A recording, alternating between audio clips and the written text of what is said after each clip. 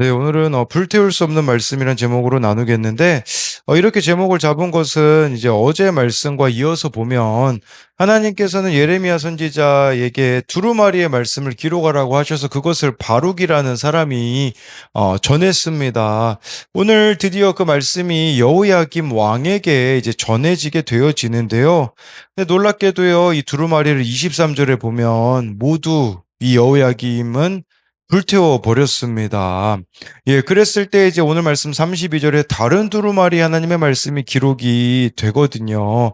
여러분 이것이 뭘 의미하겠습니까? 하나님의 말씀을 불태울 수는 없다라는 겁니다. 하나님의 말씀을 취소하거나 예, 이것이 잘못되었다라고 말할 수가 없다라는 거죠. 진짜 불태워야 되는 것은 말씀이 아니라 바로 나의 마음과 생각이라는 것. 여러분 회개가 뭡니까? 말씀에 따라 내 생각과 마음이 불태워지는 것이겠죠. 그것만이 우리를 진정한 자유로 인도한다라는 것인데요. 첫 번째로는요, 말씀을 불태우는 이유는 믿을 만한 구석이 있기 때문입니다. 20절, 21절인데요.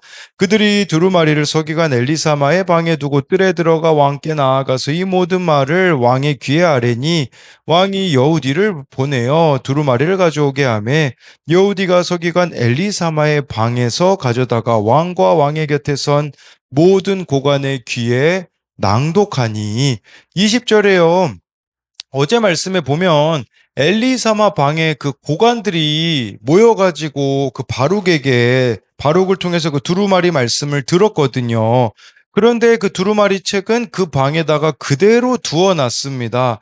왜 그랬냐면 여호야김 왕이 어떤 행동을 저지를지 알 수 없었기 때문입니다.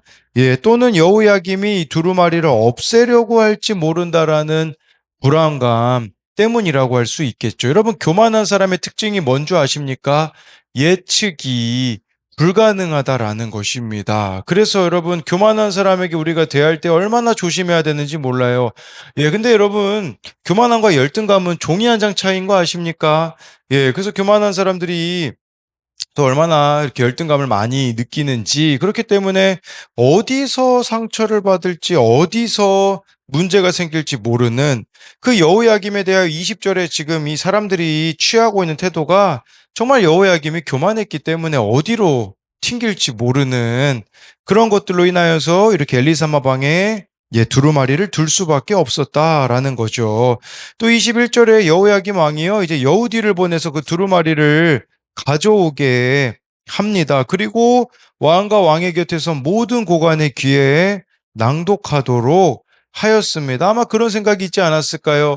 아, 이거 내가 듣기에 좀 좋은 말씀이 있지 않나? 뭐 이런 기대감 때문에 사실은 왕과 모든 고관 앞에서 이렇게 낭독하게 하였을 것입니다.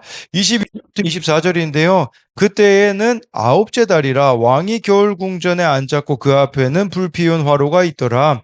여우디가 서너 쪽을 낭독하면 왕이 칼로 그것을 연하여 베어 화로불에 던져서 두루마리를 모두 태웠더라. 왕과 그의 신하들이 모두 말을 듣고도 두려워하거나 자기들의 옷을 찢지 아니하였고, 여러분 22절에 그때는 겨울임을 알 수 있습니다. 왕은 궁전의 따뜻한 곳에서 말씀을 듣지만 그의 마음은 전혀 따뜻하지 않았습니다. 그에게는 이 말씀이 듣기 싫은 소리였습니다. 그래서 어떤 모습을 보입니까? 23절에 그 여우디가 서너 쪽을 낭독하면요, 그걸 칼로 연하게 베어 불에 던져서 두루마리를 모두 태웁니다. 여러분, 그는 왜 이런 행동을 했을까요? 먼저는 이 말씀이 그 자신을 거슬리게 했기 때문입니다. 여러분, 진짜 하나님 말씀이 임하는 게 뭘까요? 말씀이 들리는 게 뭘까요? 거슬리는 게 그것이 들리는 거죠. 예, 근데 우리는 실제로는 말씀을 이처럼 불에 태우지는 않을지 모릅니다. 그런데 이런 질문을 스스로에게 던져봐야 됩니다. 이 말씀을 통해 최근에 나의 마음이 불살라지는 회개가 되었던 적은 있는가 하는 겁니다. 여호야김에게 있어서 이 선포되는 말씀은 듣기 싫은 소리여서 듣지 않은 것입니다. 여러분, 우리도 말씀을 불사르고 있지 않는가 보셔야 됩니다. 뭐 성경을 불사르는 뭐 그런 의미가 아니라, 예, 여러분 말씀을 불사르고 있다라는 것은 내가요, 하고 싶은 대로 하고 자기 생각과 감정을 따라서 즉 본성적으로 살아가고 있다면 저와 여러분들이 이 말씀을 불사르고 있다라고 할 수 있어요. 또한 여호야김이 이 왜 두루마리를 불사르었을까요? 그에게는 믿을 만한 구석이 있었습니다. 누가 믿을 만한 구석이었습니까?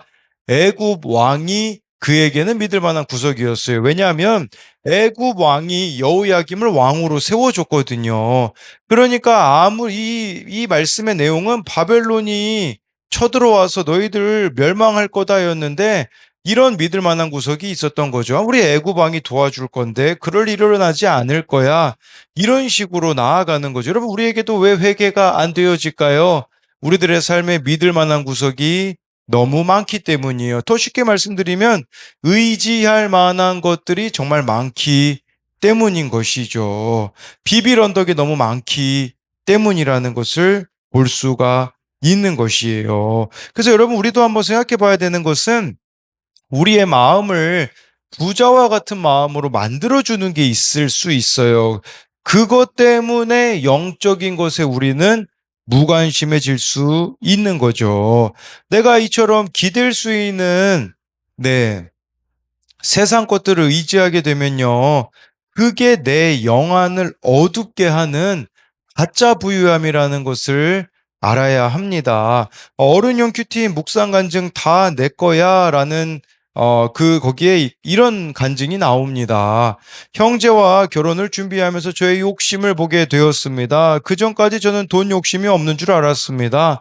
하지만 결혼 준비에 많은 돈을 쓰게 되자 이때까지 낸 11조가 아깝다는 생각이 들었습니다. 그래서 성과금에서는 11조를 드리지 않았습니다. 그러다 결혼한 후 남편과 가정경제에 대해 논의하다가 이 문제가 드러났습니다. 남편은 온전한 11조를 드리기 권면했으나 저는 듣지 않았습니다. 예배 시간에도 11조에 관한 내용이 나오면 말씀이 적힌 두루마리를 불태운 여호야김 왕처럼 제 기억 속에서 그것을 불태우고 지웠습니다. 그러자 회사에서 동료들로부터 은근히 왕따를 당하는 일이 생겼습니다. 업무 능력에 열등감이 있던 저는 곧바로 휴직을 생각했지만 하지만 하나님은 주일 설교 말씀으로 교만한 제 모습을 직면하게 하셨습니다. 그리고 말씀을 통해 지혜를 주셔서 팀원들에게 담대하게 이야기하고 문제를 해결하게 하셨습니다. 저는 이 사건으로 내 힘으로 되는 것은 하나도 없다는 고백을 다시 하게 되었습니다. 또한 그 즈음 주일 설교와 큐티 본문에 11조에 관한 말씀이 계속 나와 그동안 말씀에 순종하지 않은 죄를 인정하고 회개했습니다. 여러분 교만하지 않다라는 게 뭘까요? 저 마지막 고백에 전 나와 있다고 생각합니다. 내 힘으로 되는 것은 하나도 없다라는 거죠. 세상적으로 보면요, 이런 고백은 쓸모없는 고백입니다. 그런데 여러분, 하나님께는 이 고백이 가장 귀한 고백이 됩니다. 예. 그렇기 때문에 정말 우리의 이런 전적 무능을 인정하며 돌이키는 것만이 살 길이라는 것을 말씀을 드리는 것이죠. 그래서 이것에 대한 두 가지 적용도요.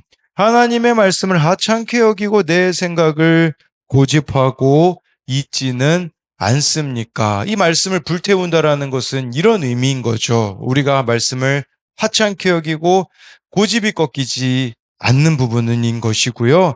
또 한 가지는요. 내가 하나님보다 더 의지하는 가짜 부유함이 있다면 무엇입니까?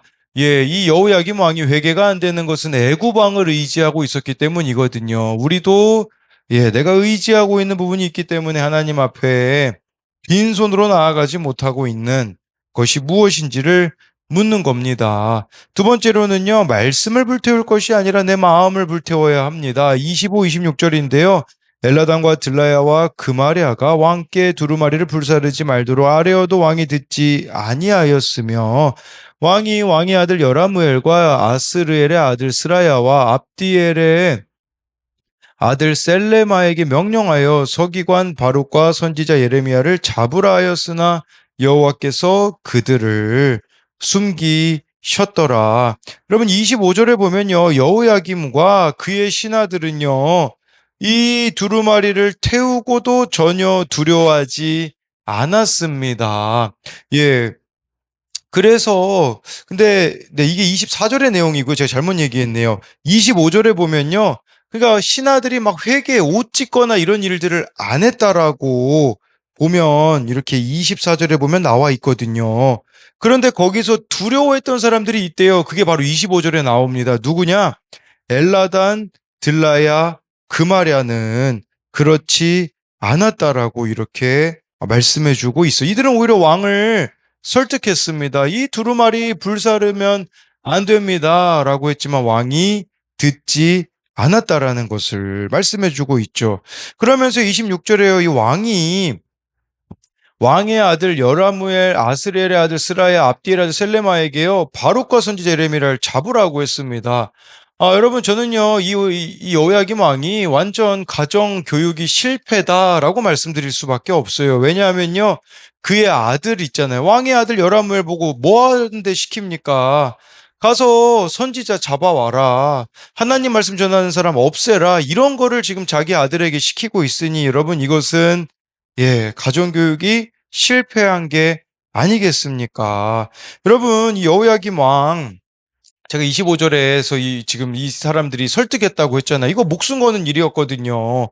왜냐하면 이 여호야김 왕은요, 선지자 우리야를 애굽에까지 잡아오게 하여 죽인 사람이기 때문에 정말 이 왕을 설득하는 것은 어려웠을 것이다라는 것이고요. 또 이 26절에 이렇게 바룩과 예레미야를 잡아오라고 하는 것은 바로 그는 본성대로 살아가는 사람이었다라는 겁니다. 이렇게 불편하게 한 하나님의 말씀을 전하는 바룩과 예레미야를 잡으라고 했지만 여러분 잡혔습니까? 26절에 여호와께서 그들을 숨기셨더라.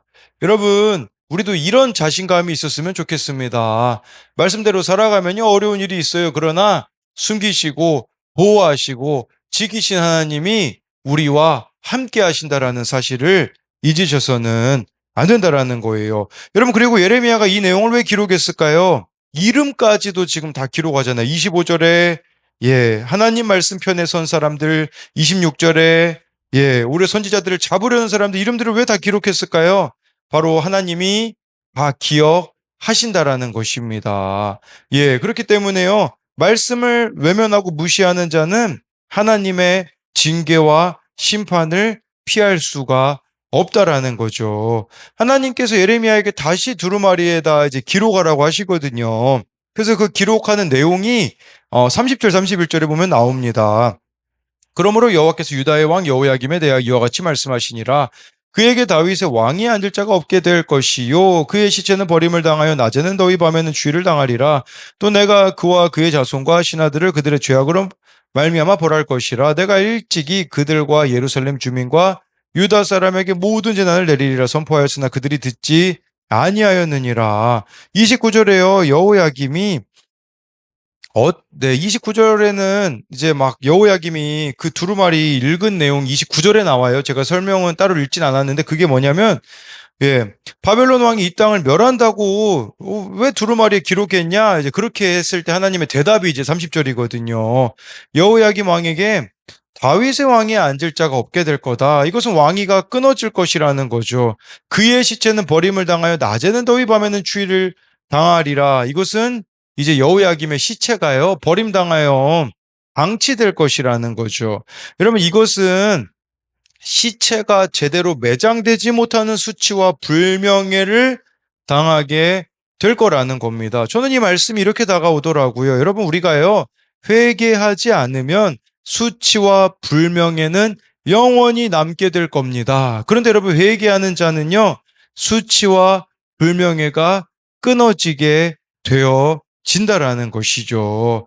또한 31절에요. 여호야김뿐 아니라 그의 가족 왕실 관리 역시 그들의 죄악으로 심판을 받을 것이고 하나님은 예루살렘과 유다의 재앙을 내리실 거라는 겁니다. 마지막으로 32절을 보면요. 이에 예레미야가 다른 두루마리를 가져다가 네리야의 아들 서기관 바룩에게 주매 그가 유다의 여호야김 왕이 불사른 책의 모든 말을 예레미야가 전하는 대로 기록하고 그 외에도 그 같은 말을 많이 더 하였더라.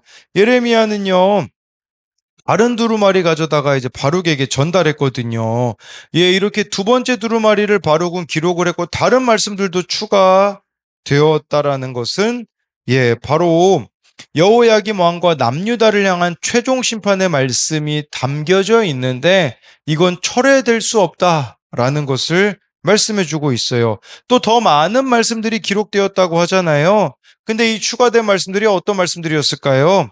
여호야김 왕이 더 싫어할 만한 내용이었을 겁니다. 말씀을 거부한 그에게는 더 두려운 말씀이 선포된다라는 거죠. 여러분, 말씀에 대하여서 두 사람을 비교해 볼 수 있어요. 여러분, 이 여호야김 왕, 이 왕의 아버지가 누구였을까요? 요시야 왕입니다. 요시야 왕. 네, 요시야 왕인데요. 요시야 왕은요, 이 말씀에 대하여서 두려움을 느끼고 회개하는 마음으로 악한 길에서 돌이키려고 했거든요. 요시야 왕이요, 예루살렘 성전을 수리하는 과정에서 율법책을 이제 발견하게 되어지거든요. 근데 그 율법책을 읽으라고 해서 요시야 왕이 그 율법책에 기록된 여호와 하나님의 엄중한 책망과 심판의 말씀을 들었을 때 어떻게 하냐? 요시야 왕이요, 옷을 찢으며 회개하는 모습을 보여주었고요. 모든 백성에게 낭독하여 그들도 회개하고 이 말씀대로 살겠다고 다짐하라고 하면서 종교개혁을 요시야 왕은 단행을 합니다. 근데 그의 아들인 여호야김은 어떻습니까? 말씀을 두려워하기는커녕 무시하고 불로 태우기까지 하고 있는 이런 모습을 보여주는 것이겠죠. 그래서 말씀에 대한 태도는요, 중간이 없습니다, 여러분. 네, 회개하거나 말씀을 무시해버리거나 이거밖에 없다라는 거죠.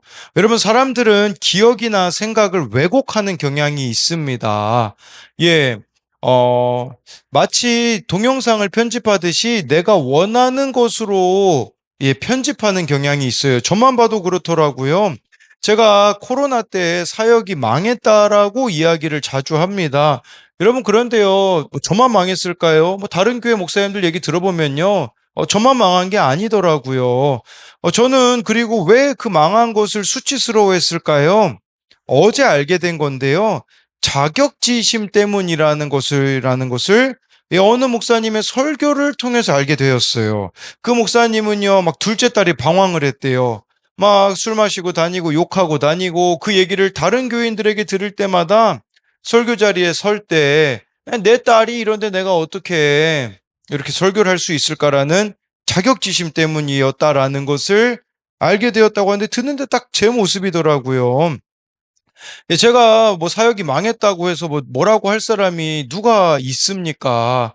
그런데 그 자격지심으로 인하여서 사역이 망해 보이는 것이 성도들이 저를 능력 없는 사역자로 볼까봐 두려워했던 겁니다. 제가 이 이야기를 여러분들에게 왜 드리냐? 이처럼 우리의 마음과 생각은 치우치기가 쉽다라는 겁니다. 그렇게 여러분, 왜곡된 생각과 마음의 말씀을 맞추는 것이 아니라 말씀에 나를 맞춤으로써 내 마음과 생각이 불태워지는 은혜가 있었으면 좋겠습니다. 여러분, 마음과 생각이 불태워지는 걸 우리는 뭐라고 말합니까? 해석이 되어진다라고 하지 않습니까? 그렇기에 여러분, 우리는 너무나 치우치기 쉬운 사람들이기에 말씀에 나를 맞추어 나가기를 소망합니다. 그래서 이것에 대한 두 가지 적용은요, 나를 찌르고 불편하게 했던 말씀은 무엇이며 그 말씀을 듣고 어떻게 반응했습니까? 내 안에 불살라져야 하는 생각과 마음은 무엇입니까? 또 한 가지는요, 주님이 내게 하시는 말씀을 듣고도 이런저런 핑계를 대며 순종하지 못하는 것은 무엇입니까? 기도하겠습니다.